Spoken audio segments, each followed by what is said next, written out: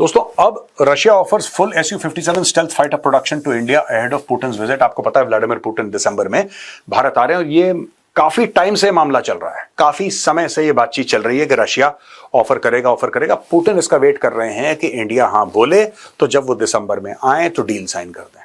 जाहिर सी बात है, मोदी जी एक तरफ, पुतिन एक तरफ, दोनों हाथ मिलाएंगे और साइन हो जाएगा। This is the entire story. As India prepares to host Russian President Vladimir Putin this December, defense cooperation has moved to the center of an increasingly intense diplomatic week. Moscow has made what officials describe as the most significant military proposal to India in years, one that could potentially reshape the future of Indian air power. According to a senior Rosoboronexport representative, Rosoboronexport वो company है दोस्तों जो Su-57 बनाती है। It's a Sukhoi platform. Russia is proposing a initial supply of Su-57E fighters produced in Russia, followed by complete manufacturing in India along with technology transfer. Officials say this goes far beyond assembly from imported kits. The Russian side claims it is willing to open the entire fifth generation ecosystem, which includes engines, sensors, stealth material, avionics, and other classified systems. The representative said Russia is prepared to provide technological learning in areas such as fifth generation engines, optics, AESA radar, artificial intelligence, low signature technologies, and advanced air weapons. अच्छा, western powers ने हमें refuse कर दिया है technology transfer. जहाज America ने एक बार offer करा था F-35, हम ही लोगों ने मना कर दिया, वो अलग चीज है दोस्तों। बात यह है कि इंडियन एयरफोर्स के काफी वेटरन से मैं मिला एंड ये सोच रहे हैं कि यार जो हम लोग एमका बना रहे हैं ना, फिफ्थ जनरेशन फाइटर हम खुद बना रहे हैं, जो हम इसकी कौन सी टेक्नोलॉजिकल चीज है ऐसी जो हम एमका में इस्तेमाल कर सकते हैं। Will it help in the एमका in the long run? ऐसा ना हो ना कि हम ये फिफ्थ जनरेशन फाइटर ले लें 10 स्क्वाड्रन और पता लगा एमका does not take off as planned, right? तो इसमें ये चीज है and a lot of people believe, मुझे इसके बारे में मैं कुछ नहीं बोलूंगा अभी, लेकिन many people in the Air Force, senior veterans whom I have spoken to, serving officers से मेरी बात नहीं हुई है, लेकिन जो veterans हैं उनसे बात हुई है, they said कि there is a lot to be learned from Su-57, there is a lot that we can learn. एक और बात बताऊं दोस्तों, मैंने एक ट्वीट करा था, थोड़ा सा कंट्रोवर्शियल हो गया था वो, लोगों ने मुझे फोन भी करे उसके बाद, पर कई लोगों ने बोला कि यू आर राइट। अगर आप इसको कंपेयर करेंगे ना किसी यूएस प्लेटफॉर्म से, F-22 है उनका, American have 2 5th generation jets, one is F-22, one is F-35, those are far more advanced and उनकी रिलायबिलिटी बहुत ज्यादा है। अमेरिकन प्लेटफॉर्म्स की रिलायबिलिटी बहुत ज्यादा है, रशियन प्लेटफॉर्म की रिलायबिलिटी इतनी है लेकिन रशियन लोगों की रिलायबिलिटी बहुत ज्यादा है। The Russian platforms may not be so reliable, but the Russian people are reliable. The American government is not reliable. Larsen & Toubro bags keenly watched deal to make Indian Army's new specialized all-terrain armored vehicle. BVS-10 Sindhu, a specialized all-terrain armored vehicle, is all set to be produced for the Indian Army at Larsen & Toubro's Hazira facilities. A regulatory filing by the company said on November 19th.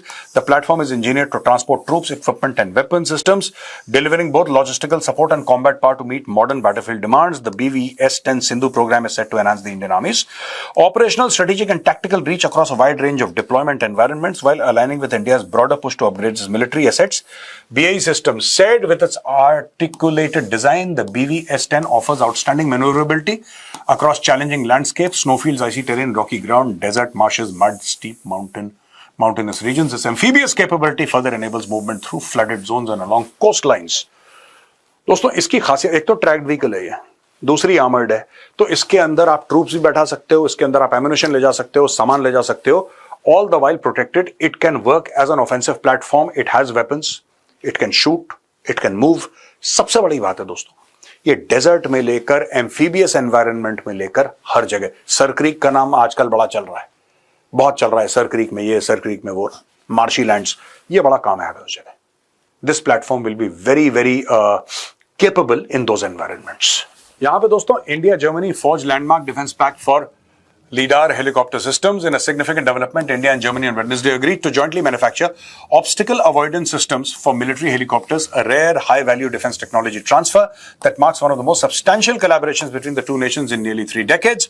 According to sources, the agreement revolves around a genuine transfer of technology, TOT, for Hensoldt high-performance LIDAR-based obstacle avoidance system for the helicopters. The OAS pairs Hensoldt's SveriSense LIDAR sensor head unit which its degraded visual environment computer to deliver real-time situational awareness, synthetic vision and advanced navigation. QSDOS will enable helicopters to detect obstacles such as बात ये होती है कि inherently a helicopter is an unstable platform.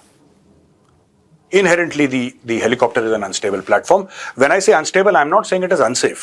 मैं सिर्फ ये कह रहा हूँ कि हेलीकॉप्टर्स में काफी सारी थोड़ी सी हवा चल गई या कुछ हो गया, inclement weather है, तो generally helicopter pilots will say, yeah, let's relax, let's not fly. It's dangerous.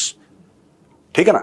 यहां पे ये जो सिस्टम है, जर्मनी जो 100% ट्रांसफर ऑफ टेक्नोलॉजी कर रहा है, ये दोस्तों इसलिए इंपॉर्टेंट है क्योंकि इसके थ्रू फिर अगर जैसे पावर लाइंस हैं, कोई भी ऐसी चीज है जिसमें कि सामने से ऑब्स्टिकल बन सकता है हेलीकॉप्टर के, कभी कभी नहीं दिखता है, कभी कभी you are flying in low visibility, you are flying in almost, you are flying blind, कई सारी ऐसी ऑपरेशनल रिक्वायरमेंट्स आ जाती हैं. उस समय ये जो सिस्टम है आपको बताएगा पावर लाइंस हैं, एरियल केबल वेज हैं, पाइलन्स हैं and towers during low-level flight, hazards that often pose serious risks. Sources added, because of this, helicopter accidents during low-level flights have been a matter of concern for both civil and military choppers. तो ये जब आ जाएगा ना, और ये HAL इसको manufacture करेगा, integrate और सप्लाई करेगा, तो ये जब आ जाएगा तो लो लेवल फ्लाइंग पे, जब जमीन के आसपास आप फ्लाई कर रहे हैं ना, पावर केबल्स हैं, बिल्डिंग्स हैं, तो इसमें एक्सीडेंट्स बहुत कम हो जाएंगे, खासतौर से मिलिट्री हेलीकॉप्टर्स में.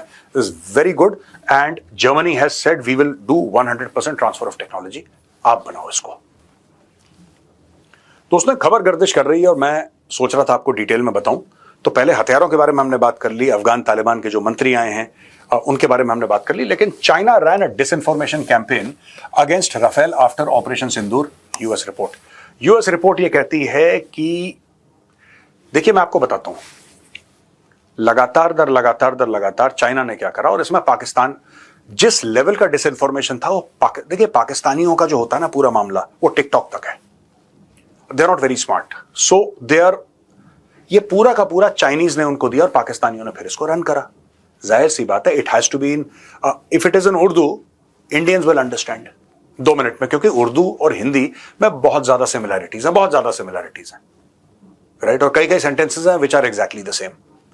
अब इशू ये हुआ है कि following the India-Pakistan border conflict in May, in the wake of Pahalgam terror attacks, China initiated a disinformation campaign to hinder the sale of French Rafale aircraft in favor of its own J-35 using fake social media accounts to propagate AI images of supposed debris from the planes that China's weaponry destroyed, according to latest US-China Economic and Security Review Commission report that was submitted to the US. अब क्या हुआ कि इन्होंने supposed debris कहते हैं जो बिल्कुल कोई चीज खराब हो जाती है तो उसका जो रद्दी हो जाती है, दैट इज कॉल्ड डेब्री. अब चाइना ने बोला कि राफेल क्रैश होगा, वही जो पाकिस्तानी 6-0 करते रहते हैं ना क्रिकेट फील्ड में, वो उसकी असलियत है. और एक यूएस की रिपोर्ट है, और पाकिस्तानी बड़ा सेलिब्रेट कर रहे हैं कि देखो यूएस ने भी मान लिया कि हमने कई जहाज गिरा दिए. अब पढ़ने लिखने से तो पाकिस्तानियों को सरोकार है नहीं दोस्तों. बेसिकली ये कह रही है रिपोर्ट की supposed debris from the plane that China's weaponry destroyed, according to the latest US-China Economic and Security Review, इन्होंने फेक क्रैशेस बनाए एआई को यूज करके, फेक क्रैशेस, और बिल्कुल उन्होंने बहुत हाई लेवल का एआई इस्तेमाल करा और डिसइंफॉर्मेशन कैंपेन, और ये चलाई पाकिस्तान के थ्रू चलाई खूब डिसइंफॉर्मेशन कैंपेन. ये हो गया, सारे राफेल गिर गए. इसीलिए पाकिस्तान का रक्षा मंत्री जो है ख्वाजा से, वो भी झूठ बोल रहा है कि राफेल गिर गए. उनका प्रधानमंत्री भी झूठ बोल रहा है यूएन में कि राफेल गिर गए, और किसी ने एक राफेल नहीं देखा अपनी जिंदगी में, एक राफेल नहीं देखा, एक फोटोग्राफ नहीं ला पाए, कुछ नहीं ला पाए. अब यूएस की रिपोर्ट आती है कि पूरा का पूरा भाई लोग झूठ बोल रहे थे. Everything was manufactured by the Chinese. क्यों? चाइनीज को इससे कोई नहीं फर्क पड़ता कि भारत और पाकिस्तान में लड़ाई हो रही है. पाकिस्तानियों को लगा कि चाइनीज बड़ी मोहब्बत कर रहे हैं उनसे. उनको तुम्हारी मोहब्बत से कोई लेना देना नहीं है, क्योंकि यार गरीबों से, भिखारियों से कौन मोहब्बत करेगा यार. और गरीब फिर एक बात है, वो कोई दिक्कत नहीं है, भिखारियों से कौन मोहब्बत करेगा. यहां पे हुआ ये, मैं आपको बताता हूं दोस्तों, कि चाइना को बेचना था J-35.